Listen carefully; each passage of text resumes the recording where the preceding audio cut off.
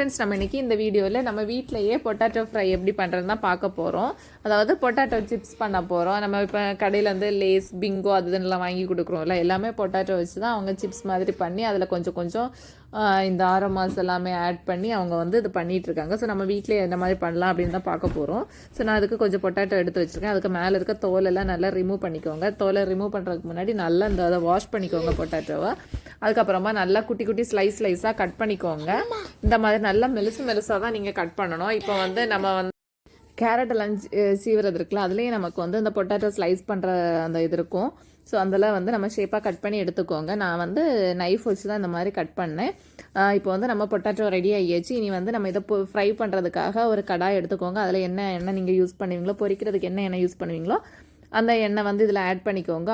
எண்ணெய் ஹீட் ஆனதுக்கப்புறமா நம்ம வந்து இதை வந்து ஒவ்வொரு பீஸாக போட்டு நல்லா பொரித்து எடுக்கணும். ஸோ இது கரைஞ்சிடக்கூடாது. ஸோ நம்ம வந்து ஃபஸ்ட்டு வந்து மீடியம் ஃப்ளேமில் வைக்கணும், அடுத்து லோ ஃப்ளேமில் வைக்கணும். அந்த மாதிரியே நீங்கள் வந்து ஃப்ரை பண்ணி எடுத்துக்கோங்க. ஸோ இவ்வளோ தான். நம்ம இந்த மாதிரி நம்ம இந்த சிப்ஸ் எல்லாமே ஃப்ரை பண்ணி எடுத்ததுக்கப்புறமா தான் இதில் நம்ம மசாலா ஆட் பண்ண போகிறோம். இதை வந்து ஃப்ரை பண்ணும்போதே நம்ம வந்து ஆயிலில் வந்து இந்த பொட்டாட்டோ சிப்ஸை வந்து நம்ம திருப்பி போட்டுக்கணும்.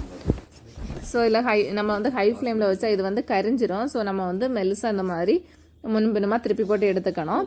அவ்வளோதான். இது வந்து கொஞ்சம் கலர் சேஞ்ச் ஆனதுக்கப்புறமா ரொம்ப ப்ரௌன் கலர் ஆகக்கூடாது. லைட்டாக அந்த கலர் சேஞ்ச் ஆனதுமே நீங்கள் எடுத்துக்கோங்க. எடுத்ததுக்கப்புறமா ஒரு டிஷ்யூவில் வச்சு இதில் இருக்க ஆயிலெல்லாம் எடுத்துக்கிட்டு இதுக்கப்புறமா இதில் வந்து மசாலா ஆட் பண்ணோம். நான் இதில் வந்து கொஞ்சம் பெப்பரும் சால்ட்டும் மட்டும்தான் ஆட் பண்ணியிருக்கேன். இதெல்லாம் ஆட் பண்ணதுக்கப்புறமா இதை நல்லா குலுக்கி கொடுத்துக்கோங்க. அவ்வளோதான். நம்ம வீட்டிலேயே நம்ம ஈஸியான பொட்டாட்டோ ஃப்ரை வந்து பொட்டாட்டோ சிப்ஸ் வந்து ரெடி ஆகியாச்சு. இனி வந்து சர்வ் பண்ணிக்க வேண்டியதான். ஸோ நீங்கள் வந்து குழந்தைங்களுக்கு இந்த மாதிரி நம்ம வீட்டிலேயே செய்து கொடுத்தோன்னா அவங்களுக்கு கொஞ்சம் ஹெல்த்தியாகவும் இருக்கும். ஸோ ரொம்ப ஆயிலி ஃபுட் வந்து யூஸ் பண்ணாமல் இருக்கிறது ரொம்ப நல்லது. ஸோ இவ்வளோ தான் நம்ம டேஸ்டான பொட்டாட்டோ சிப்ஸ் வந்து ரெடி ஆகியாச்சு. நீங்களும் இந்த ரெசிபியை வந்து உங்கள் வீட்டில் ட்ரை பண்ணி பாருங்கள். ஸோ நல்லா டேஸ்ட்டாக இருக்கும். நமக்கு வந்து இது தக்காளி சாதம் அந்த மாதிரிலாம் வைப்போம்ல, அப்போது இந்த மாதிரி நீங்கள் யூஸ் பண்ணிங்கன்னா நல்லாயிருக்கும். நார்மலாக ஸ்நாக்ஸ் டைமுக்கு குழந்தைங்களுக்கு கொடுக்குறதுக்கும் நல்லாயிருக்கும். Thank you friends. என்னோட அப்டேட் உங்களுக்கு பிடிச்சா லைக் பண்ணுங்கள், ஷேர் பண்ணுங்கள், மறக்காமல் நம்ம சேனல்